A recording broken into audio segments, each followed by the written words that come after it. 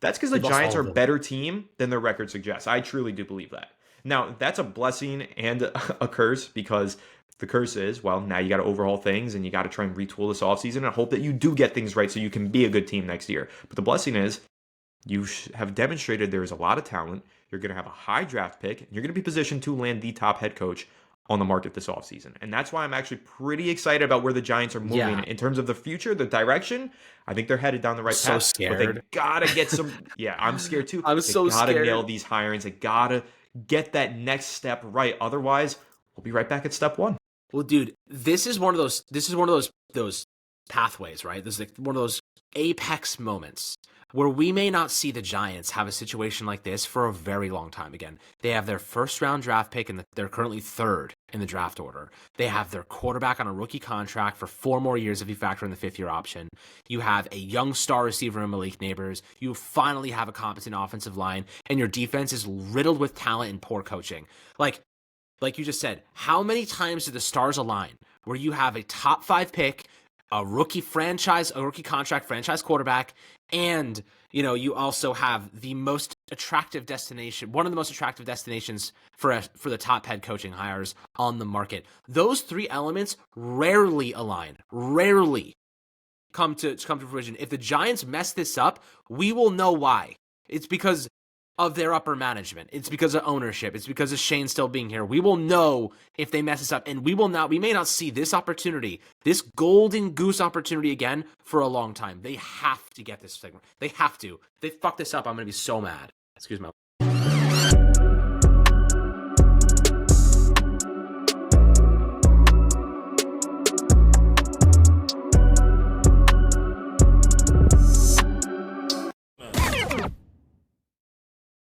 What's up, everybody, and welcome back to Fireside Giants. I'm your host, Anthony Rivardo, joined by my co-host, Alex Wilson, and the New York Giants. Back on primetime tonight, playing the New England Patriots for some Monday Night Football. Hope everybody tuning in had a great Thanksgiving, spent some time with the fam, stuffed up on some turkey and some other foods. Alex, let me ask you this before we dive into our conversation about the Giants. What's your favorite Thanksgiving food, my man? Oof. I'm a big Thanksgiving fan myself. Me Love too. the food. Turkey this year knocked me out cold. I was driving home like smacking myself awake. I could not stay awake. I'm a big stuffing guy. Really like stuffing. Me too. Like the cranberry sauce. I mean, obviously like sweet potatoes and all that good stuff. Like turkey's a little dry. This year, my parents for some reason got 2 turkeys. Don't know why.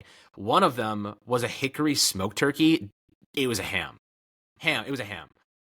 Hickory smoked turkey is ham. I swear to God, if you know what I'm talking about, I know exactly what I'm talking about. But yeah, Thanksgiving is awesome. You drink a lot of good wine. Had much good meal and good meat, and it was fantastic. And always a good time to be with the family and stuff, and just chilling and eating good food. But obviously, no Giants this year, so I even better didn't have a chance to watch my team Right. lose. Feeling great now about it.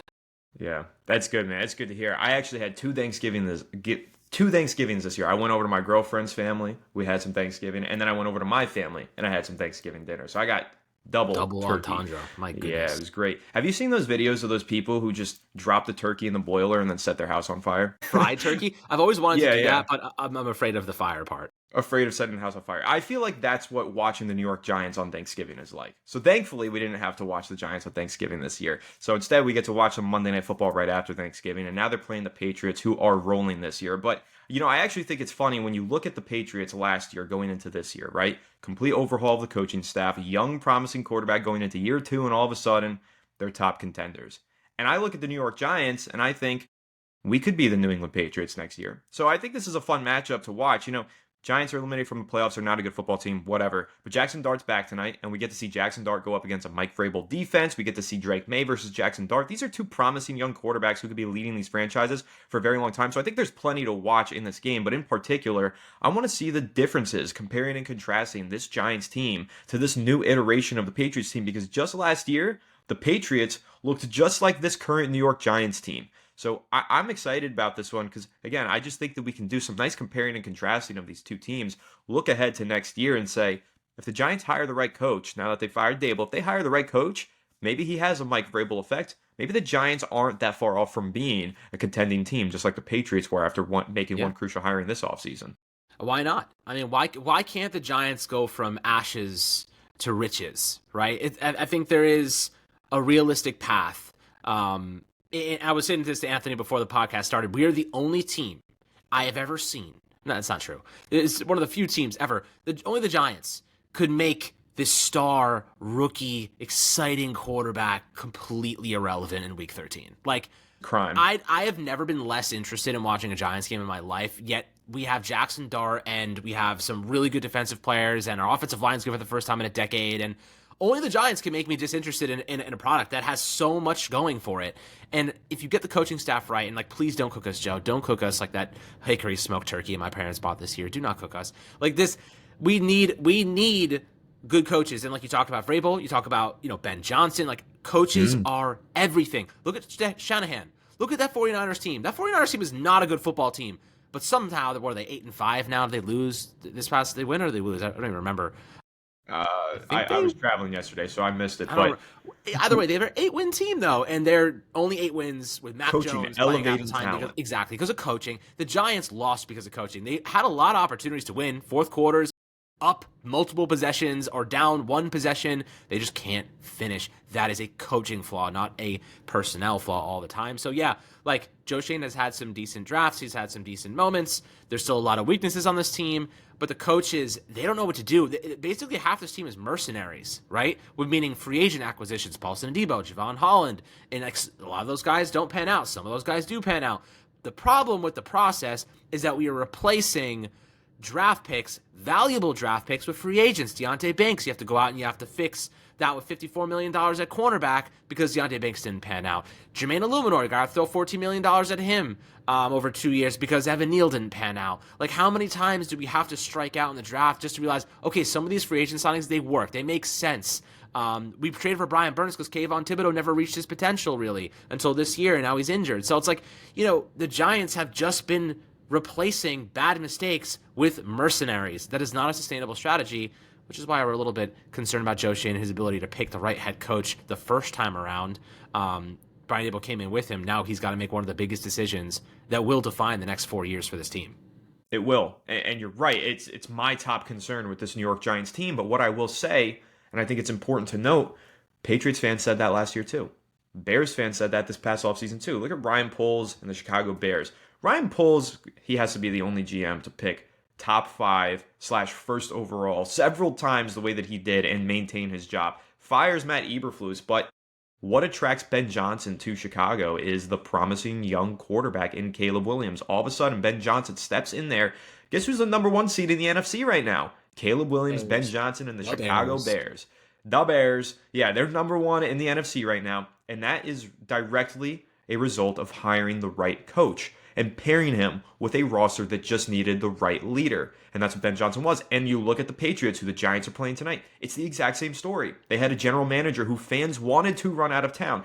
And don't get me wrong, I still want to run Joe Schoen out of town. But let's just play devil's advocate here. Fans wanted to run the GM of the Patriots. I'm forgetting his name right now. I think it's Wolf. Whatever. They wanted to run him out of town. They maintained his status, allowed him to pick a new head coach. He brings in Mike Vrabel, a proven commodity at the head coaching position, one of the top coaches on the candidate, only joined the team because they had a promising quarterback in Drake May. Bring in Mike Vrabel overnight, number 1 seed in the AFC this season. So essentially what I'm looking at here is I'm making this direct contrast and comparison with the Giants to the Patriots, the Giants to the Bears. I'm looking at a promising young quarterback. I'm looking at a roster with talent that just can't close out these games. And maybe the right coach gets hired. General manager's got some pieces. Maybe the right coach just gets hired, and all of a sudden the Giants really, I think, could contend in 2026 with the right coach at the helm. Yeah, I mean, why not? Why can't the Giants, contend next year? And like you said, we're in one very, very fortunate position. And that fortunate position is we have the quarterback that's going to attract the top coaches. Daniel Jones, somehow managed to attract Brian Daboll by his Daboll and Shane thought, okay, let's see what we can do with that. And that was their big break. That was their big opportunity. And they were going as a tandem, which made it even more attractive. I don't think we would have got both of them if it was just one of them type of thing. But I do think, when you look at what the Giants have at their disposal right now, Jackson Dart, Joe Schoen's not convincing anybody. Like, if, head coaches aren't looking at, I'm going there for Joe Schoen. They're going there for Jackson Dart. They're going there for the possibility of creating something special with a truly elite young quarterback. So, this is an opportunity for the Giants to say we are at the top of the market. Other teams that need head coaches, I mean, you could look at the Titans and they have Cam Ward, but I'd say if you're a head coach and you're looking at between the options available, you're picking the Giants, man. Like you're picking the Giants because of Jackson Dart, and also it's a big market. If you can turn this team around and you can turn this franchise around, you're going to be your legacy is written in stone. They're going to have a statue of your house outside the stadium at one point. You know what I mean? Like that's what the Giants I'll represent carve right the now. statue, bro. I'll carve it out. If we can, if we can return to prominence thanks to a head coach, I will lead the campaign to get that man a statue outside of my life. I mean, Anthony has spent many a year working in ancient Rome, carving marble for the great Caesars of time. And my ancestors were very impressive back in the Roman Empire days. He could finally put those skills to good use, and hopefully it's for a great head coach. The question is there a Ben Johnson in this cycle? Is there this? Is there that? Like we look at Chris Shula. There's a Kubiak. Like, is there a Vrabel? Yeah, like Vrabel is like I'd say the closest comp to Vrabel is Mike McCarthy, and I'd say the closest comp to Ben Johnson is Chris Shula. Obviously different sides of the ball, but I'd say just in terms of cutting edge, they're at like the cutting edge of developments in the NFL. So you could even argue Kubiak is in that same conversation with his offense because I mean you look at the Seattle Seahawks. I mean they got some badass offense over there, no doubt about it. But you know, looking at what the New England Patriots have tonight, do we care about this game? We care for Jackson Dart. We care for our buddy Brian Burns. We care for this offensive line. We care about some individuals and their development and growth. But as a team, they're eliminated from the playoffs. They have a new defensive coordinator. I'm interested to see just if this defense can perform better with that coordinator, which I think is a discussion we're going to have in a minute here. You know, Charlie Bullen. What is he going to do to this defense? I think right off the bat, use the players to their maximum strengths. That is what Shane Bowen did the worst job I have ever seen of a defensive coordinator do. He took his system and said, I don't care if you're good in it. I don't care if you're bad in it. You're playing in it. That is what bad defensive coordinators do to a team. Good defensive coordinators, and Charlie Bullen said it verbatim, players need to play to their strengths, not the plays. And I think that is, at the very least, a massive, gargantuan change in narrative and logic for implementation. And how many times have I said exactly that this season on this podcast? Should be our DC the Giants do not play their defensive players to their strengths. You've got guys like, I mean, Brian Burns better not drop back in coverage under Charlie Bullen, my guy. I mean, I cannot stand watching these pass rushers on third down play in coverage. What are we doing? What were we doing, rather, with Shane Bowen? But Charlie Bullen, first and foremost, that man's got to write a nice thank you note to Brian Burns for helping him get that interim DC job, because he is the positions coach for these outside linebackers / edge rushers. He got this job because of the success of those edge rushers, namely being Brian Burns taking his game to another level this year. But that's what I'm really excited to see tonight. These edge rushers maximized. I want to see Brian Burns get after the quarterback in this Charlie Bullen defense. And one thing that we do know about Charlie Bullen, he doesn't come from the same school of thought as Shane Bowen did. Shane Bowen played under a Vrabel defense that was very different. Vrabel's defense that he runs in New England, Vrabel's defense that he ran in Tennessee, really wasn't all that similar to the one that the Giants have been running under Shane Bowen, but the school of thought has been similar. But you're getting a completely different school of thought with Charlie Bullen, because Charlie Bullen hails from that Vance Joseph defense, and that is an aggressive defense. That is a defense that wants to pressure the quarterback, not with a four-man rush like the Giants have been trying to do, but with blitzes, with confusion, with disguises, with surprises. Surprise Drake, man. That's the only way that you're going to beat this Patriots team. You got to throw the quarterback off his game. And how are you going to do that? It's not by dropping into cover two man with a four-man pass rush. It's about how about a cover two invert with a nickel blitz? Something like that. That's something that I think we'll see from Charlie Bullen tonight to close out the season. I think the Giants are going to be a more creative defense, and I totally welcome that change. Yeah, me too. I mean, a lot of people are really concerned about Abdul Carter on social media specifically, and why doesn't he have all these sacks? Why this, why that? What you guys need to know is that look, Abdul Carter could be better in many ways. Let's make that very clear. But we need to start blaming Shane Bowen for a lack of actual production from some key players. Dexter Lawrence's lack of production this year, if you're concerned about Dexter Lawrence, yeah, he still has that elbow issue, but Shane Bowen is playing him out of position, right? Abdul Carter, I think look, I do think that Dexter Lawrence is not playing up to par, but they have not used him properly at times. I'm going to dive into that in a second, though, the Dexter Lawrence thing. I'll let you make your point on Abdul Carter, but the Dexter Lawrence thing I got to get off my chest. When it comes to Abdul Carter, though, he's had a couple of sacks taken back by holding calls. And I think one of the things that goes under the radar, Brian Burns has 13 sacks. He's had like 3 or 4 of those sacks were cleanups because Abdul Carter destroyed this side of the line, and the quarterback started running to the other side where Brian Burns was just waiting.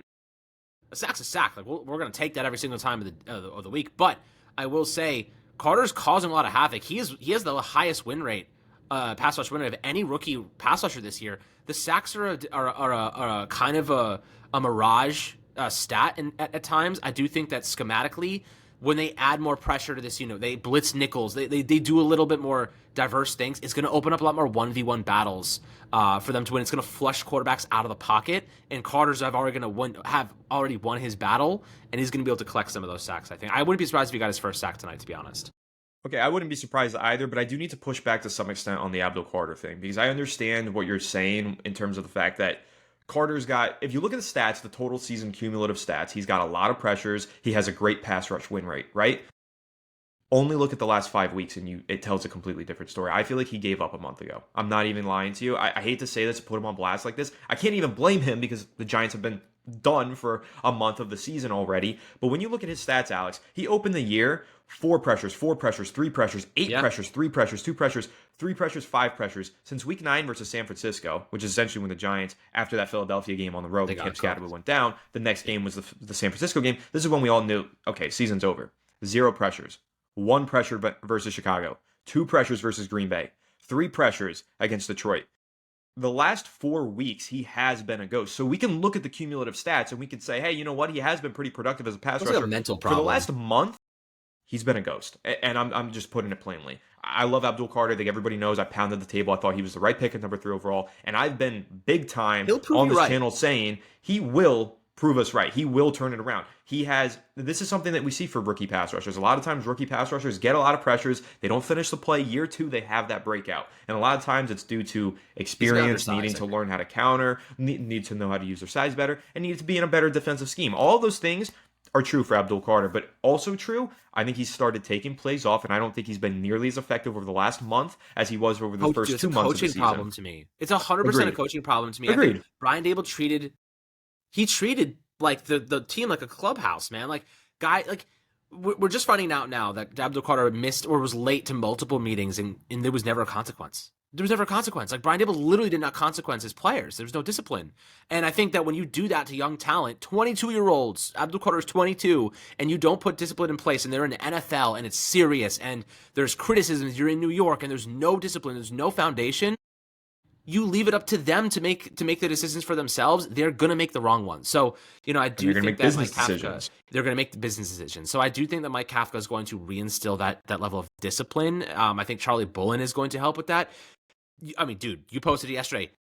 Tell me you saw Dexter Lawrence's face when he got asked about Shane Bowen's firing. Bro, this dude looked like he was kid on giddy. Christmas. Giddy, bro. Looked like he was giddy. Yes. Like exactly, like he was a kid on Christmas. Like he just got a nice new bike. Like this dude hated Shane Bowen. Hated him. He was like, I don't have anything to say. Like, I mean, you're talking about the players actively trashing the DC on his way out, not like verbally, but passively. And like we can read the tea leaves. I wouldn't be surprised if Carter has very solid game tonight because of this whole situation. Yeah, actions speak louder than words. And what I think we've seen from the New York Giants defense is actions that speak way more than those words that they would give at those press conferences or outside of their locker room when they would say, I think Shane Bowen's doing a good job. It's on the players to execute. We all know that's BS. We all know the players don't actually feel that way. And now the actions are speaking louder than those words because you're seeing players take plays off, give up on games, not even try out there. You're seeing big, joyous smiles from Dexter Lawrence when asked about the firing of Shane Bowen.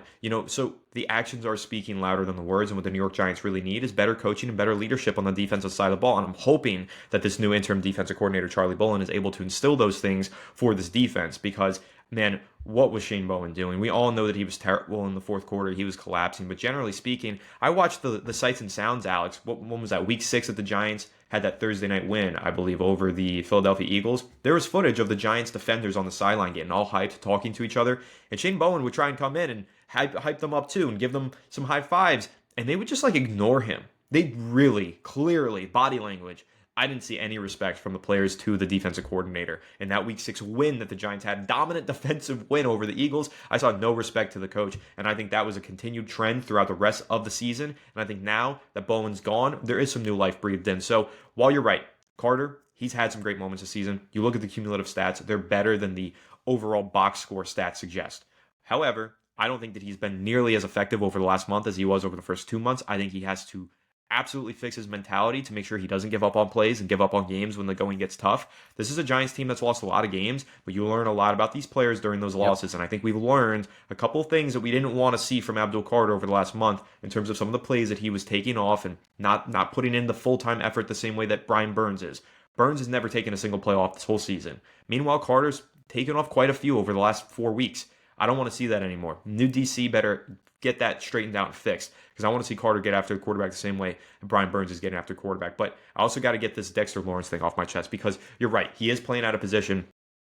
To me, that's actually not nearly as much of a coaching problem as people want to describe it as being. That to me is a roster problem. That to me is a problem of Joe Schoen's construction of this defensive line. There is all speed on this defensive line. They invested so much into the edge position with Burns, with Thibodeau, with Carter. They are all speed guys. On the interior defensive line, they've got Dexter Lawrence and who else? Raheem Nunez-Roches is not a difference maker. He is not a strong enforcer against the run. Yeah. He's not a run-stopping guy. Neither is the rookie Darius Alexander. He is a speed interior defensive lineman. He's a pass rusher at his core. He can develop as a run defender, and I think he will be a good one eventually, but we cannot rely on a third-round rookie out of Toledo to be an enforcer against the run. Jeremiah Ledbetter, who they signed to a nice contract to this offseason, didn't even make the team. DJ Davidson is a former undrafted free agent who's playing big-time minutes on the interior of this defensive line. Roy Robertson Harris has been terrible against the run this season. So essentially, what the Giants are facing here on the interior defensive line is a dilemma. Do you just allow teams to run all over you for the sake of keeping Dexter Lawrence in his best position, which is a nose tackle, or do you move him around the defensive front to try and plug gaps? Because that's what the Giants have been doing, and that's what they're forced to do because of a lack of talent on their interior defensive line. So I see a lot of fans, Alex, say, why isn't Dexter Lawrence playing nose tackle? How is Shane Bowen this stupid? Why is he moving his position around? Well, it's because when he plays nose tackle and he's trying to defend the A gap, guess where the team is running? The B gap.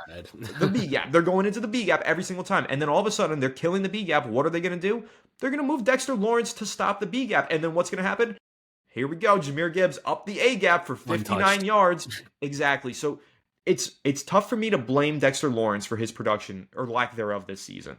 It's tough for me to also fully blame the defensive coaches for moving him around the defensive line. I have to look at the roster construction and say, Giants spent $100 million on the secondary this offseason. They completely neglected the interior defensive line. That's why Dexter Lawrence is playing out of position, because they don't have run stoppers in the B gap. They only have Dexter in the A gap. And then when the A gap needs to be moved, or when he's moved off the A gap into the B gap, they're hitting the A gap. They just don't have enough talent on the interior defensive line, in my opinion. So that's why he's playing out of position. That's why the defensive coaches are getting... Now, okay, but there is another element to this, and this is a coaching thing. Why don't you drop a linebacker into the A gap? Why don't you drop a linebacker into the B gap? Why don't you play a double A mug, right? You can do different things with your defense to overwhelm that offensive line and help support the interior defensive line with your linebackers, with your safeties. That's a Shane Bowen problem. That was a coaching issue, schematic issue that they need to fix. But I also think that people need to cut Dexter Lawrence some slack. He's playing through an injury. Yes, he's playing out of position, but he's doing a good job at all these positions. His role just looks different. That's why the production's changed. But that's really comes down to me. I think that's a roster mismanagement issue. I mean, linebackers thin. Obviously, we would love to have Micah McFadden. You bang the table for a run stopper this past offseason. They drafted a pass rushing interior defensive lineman in Darius Alexander, who is taking steps in the right direction, but is still Good very player. young. He's out of Toledo. Like you expect him to have. There is going to be an element of time that's needed, and he's starting to take those big steps. And credit to Cordarrelle Patterson or Andre Patterson. Andre Patterson. Credit to him to saying he's like a flower, like he needs to bloom. Give him time. That he said that this past training camp. Seems to be right to me at 2 sacks last week. 2 sacks last week. Yeah, so there is definitely value there, but the Giants do not stop the run. Obviously, from at a fundamental level, their linebackers don't plug the right gaps. Their safeties are bad tacklers. They just are a poorly run team from a fundamental standpoint. There are individuals who are good, but from a team perspective, They don't execute well together. And that happens, Anthony, like kind of go back to one point I made earlier. That happens because you have mercenaries on your team. You know what I mean? Like, imagine you were building an army of all Roman guys. They're all Roman, like born and bred Romans. We're going back to your stone carving era now. They're all Roman dudes. They love their home. They're protecting their home. But then, like, a couple of them, that you need to fill some gaps, and you bring in a couple of, Germanic tribal, mercenaries in to fill the gaps and maybe go plug this or, like, defend this territory or go and help in a battle over there. And they get absolutely shredded because they don't know how to work within your system, and your system is now flawed. That's what the Giants have essentially tried to do. Crazy analogy, I know, but that's what I'm known for, is saying crazy shit like that. Like, that's kind of what the Giants are doing. They're trying to develop, their actual wartime strategy from Shane Bowen. It's internal war. It's civil war. It's not actually fighting against the opposition. Hopefully, Charlie Bowen can affect that in a positive way. But if they can get the schematics down, which is what we're hoping, next year the coaching staff will improve, the schematics will be down. You need to develop your talent to fit those roles. You need to draft in a perfect world. You draft like the BPA, but the BPA on your board is designed on purpose to fit your schematics. You know what I mean? So, like, people say BPA, and yeah, BPA is relevant to each individual team. They have different players ranked specifically based on their needs and wants and desires based on their schematics. That's why the Rams have 4 undrafted players starting on their defense, and they have one of the best defenses in football. The Giants fill those needs with mercenaries that somebody else drafted because they just don't have enough talent. And then they draft players for specific schematics, like Deonte Banks, and then they shred the entire scheme for a bum like Shane Bowen. And then they have Deonte Banks sitting there wondering, what the hell happened to my career? You drafted me to do this, and now you're asking me to do that. And it doesn't make any sense. The Giants' process is flawed. Fundamentally, Joe Schoen is a humongous part in that problem. They need to bring in a head coach who's going to fix that funnel. That funnel needs to be, there is no splitting roads. It has to be one path.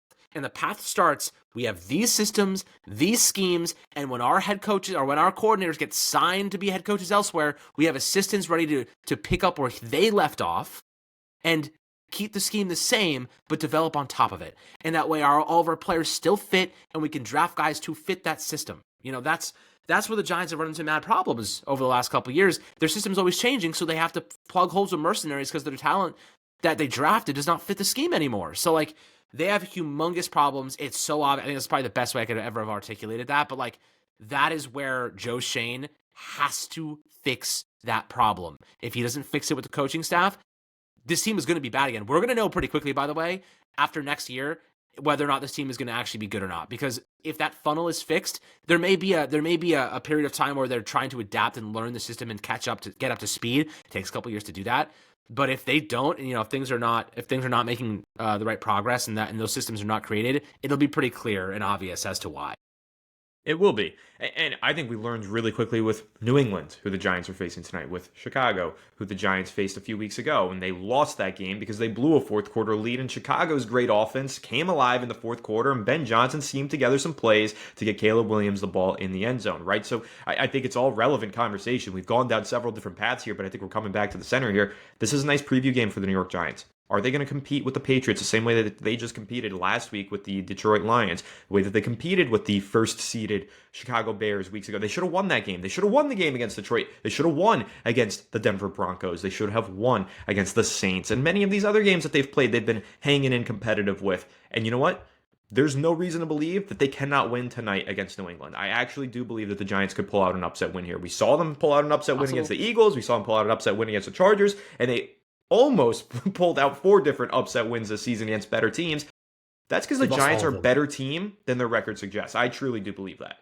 Now, that's a blessing and a curse, because the curse is, well, now you got to overhaul things and you got to try and retool this offseason and hope that you do get things right so you can be a good team next year. But the blessing is you have demonstrated there is a lot of talent. You're going to have a high draft pick. And you're going to be positioned to land the top head coach on the market this offseason. And that's why I'm actually pretty excited about where the Giants are moving in terms of the future, the direction. I think they're headed down the right path. Scared. But they gotta get some. Yeah, I'm scared too. I'm so scared. They gotta nail these hirings. They gotta get that next step right. Otherwise, we'll be right back at step 1.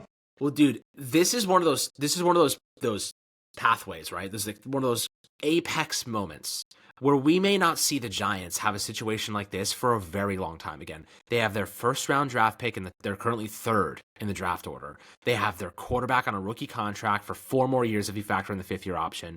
You have a young star receiver in Malik Neighbors. You finally have a competent offensive line, and your defense is riddled with talent and poor coaching.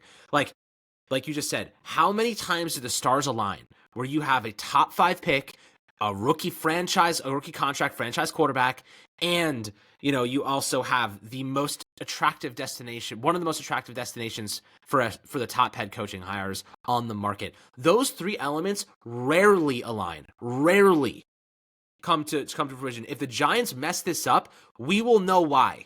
It's because of their upper management. It's because of ownership. It's because of Shane still being here. We will know if they mess this up, and we may not see this opportunity, this golden goose opportunity again for a long time. They have to get this segment. They have to. If they fuck this up, I'm going to be so mad. Excuse my language.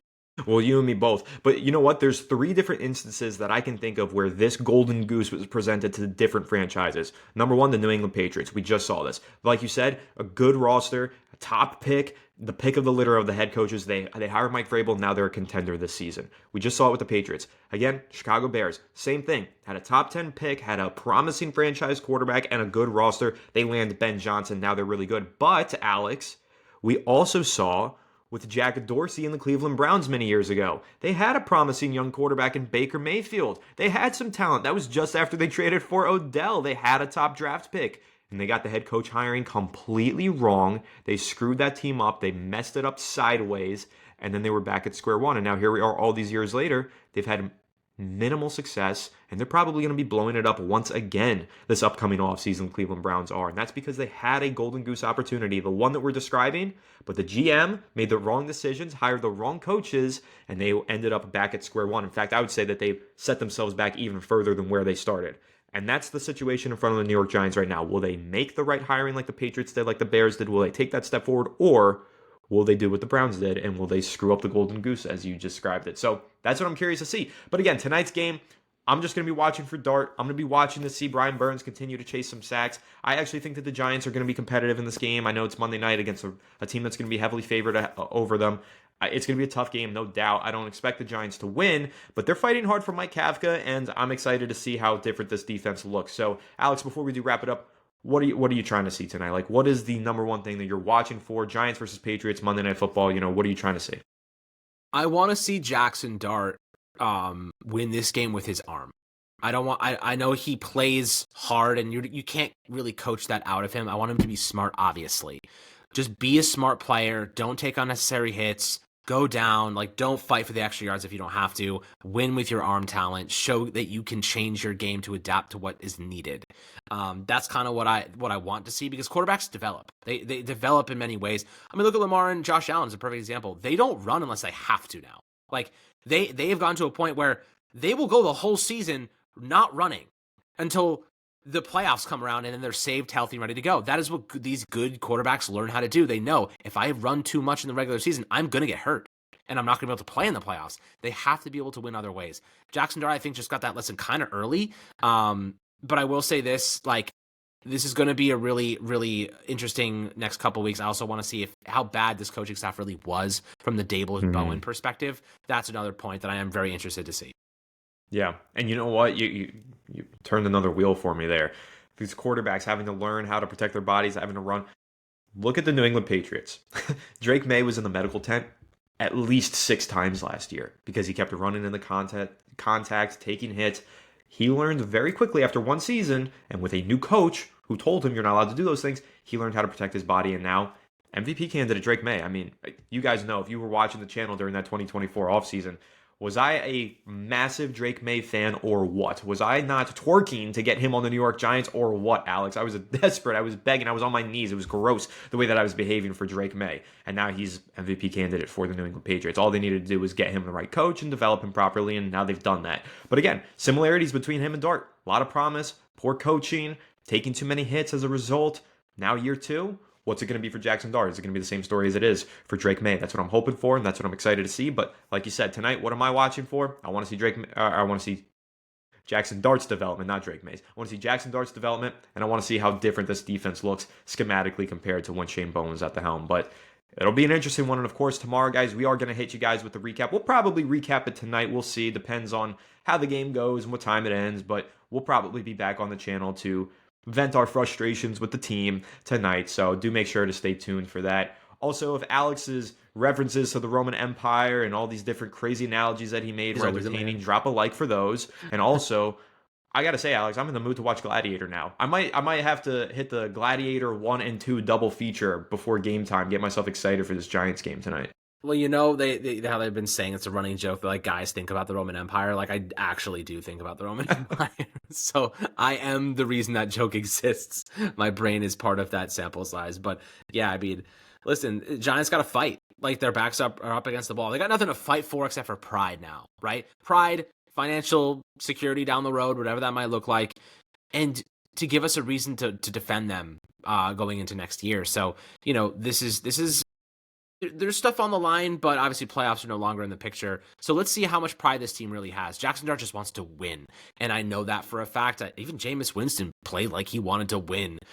You can't fault him for that. I think the defense let him down big time. So I'm really excited to see how much pride these guys have, because that is what the city is built on, pride. Me too. That is exactly right. I think the way that the Giants play at times this season, especially when Scadby was out there, very emblematic of the people of New York City. And tonight, I'm trying to see Jackson Dart look like Russell Crowe in Gladiator. Put it, perfect bow, tie it all together, go out there with that pride, and go try and take down the beast, essentially. So, yep, that's right. So that was an exciting conversation. I'm excited for tonight's game, at least marginally excited. More excited now that we discussed it and had a fun conversation about the direction of the Giants, because I really do feel good about the direction. But guys, let us know what you think about the Giants down below in the comment section. Do you think they're going to win tonight? Do you feel the same way that we do, that we're just one coach away from being a really good football team? Or maybe you see it completely differently. Either way, all of your questions, thoughts, comments, and concerns, welcome down below in the comment section. So make sure to be active there. We read every comment. We love to engage with you guys and respond to those comments. Leave a like if you enjoy. It really helps the channel out. Subscribe if you're new, and ring the bell so you don't miss an episode. And if you're listening on Apple or Spotify, make sure to leave us a 5-star review. And go ahead and follow us on all of our social media channels at Fireside Giants. Without further ado, we'll catch you on the next one. Have a good one, and let's go New York Giants.